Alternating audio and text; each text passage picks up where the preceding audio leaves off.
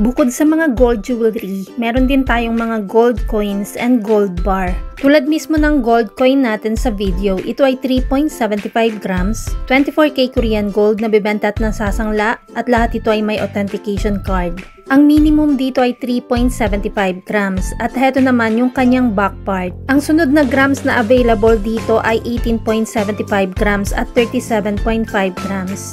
Ang minimum grams ay halos kasing laki lang ng peg won. Kung hindi ka mahilig magsuot ng gold, mas okay ang bumili ng gold coins or gold bars.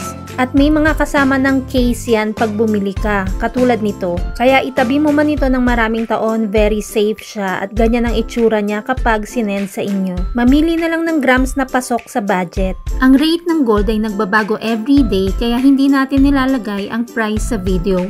Kung gustong malaman ng updated price, mag-message kay Michelle Yu sa Facebook or follow Mabenta KR Jewelry sa YouTube or TikTok channel.